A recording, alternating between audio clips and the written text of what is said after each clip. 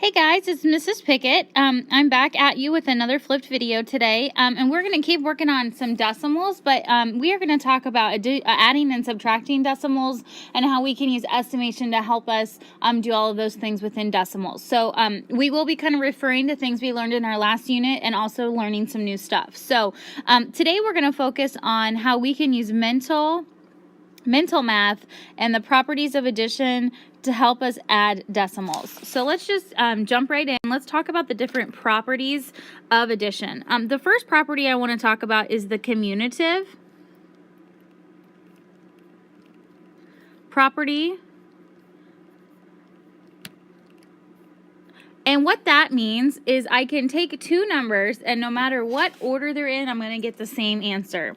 So for example, let's say I had $11.45 plus $3.39 would equal the same thing as if I added $3.39 first and then $11.45. So what the commutative property is saying is no matter what order my numbers are in, it's always going to, the answer is always going to be the same. And that applies to addition and actually multiplication as well.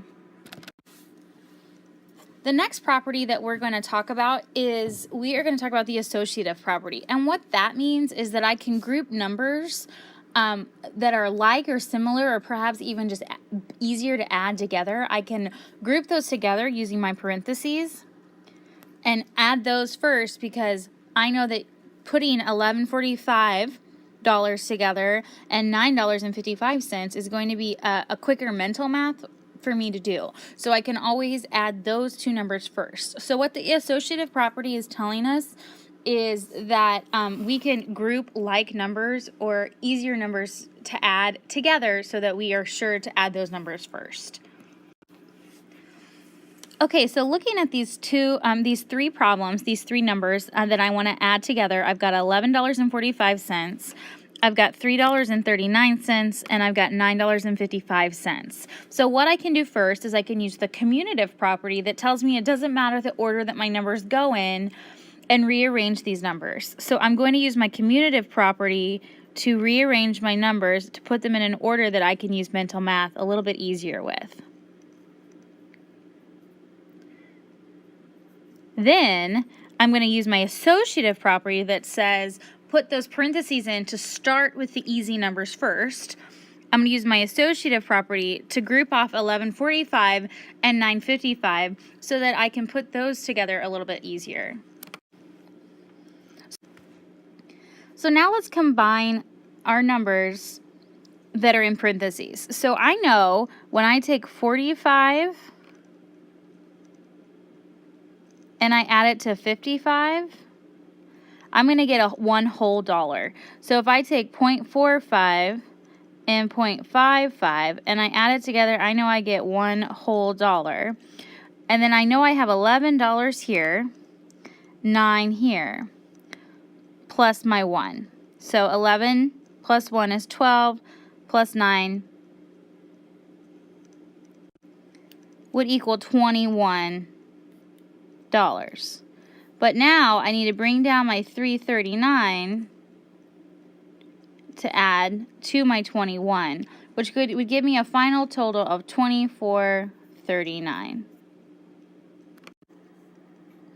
Let's do another one just like that. I've got 7.8 plus 7 3/10 plus 2 2/10. So the first thing I want to do is I want to rearrange my numbers so that I can put easier numbers together. So the first two that I'm going to put together are going to be my 7.8 and my 2 2/10.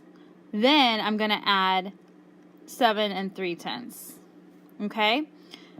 Finally, I'm going to use my associative property to group my easier problems, my easier ones to do mental math with.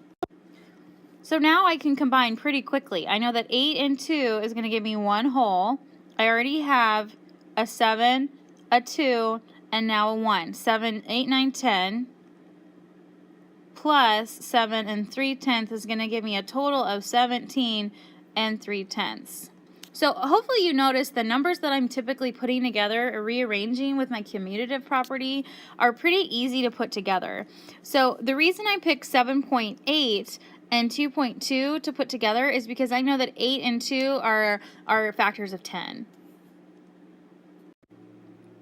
Okay, here's a problem I want you to try on your own. It says 3 pieces of software cost $20.75, $10.59, and $8.25. What is the total cost of the software? Use mental math to solve. So go ahead and stop your video now and solve that problem and then replay for your answer. Okay, so just to walk you through the steps, the first thing I would do is use my commutative property to reorganize my like numbers or my easier numbers to add. And I'm also going to use my associative property, so I remember to add those two numbers first. I know that 75 cents plus 25 cents is going to give me $1 whole. So now I have 21 plus 18 is going to give me $39 plus 10.59 to give me a total of $49.59. Okay guys, thanks for watching. We'll keep practicing this week in school. And your joke for today is, what do you call a bear with no teeth? Talk to you later. Bye.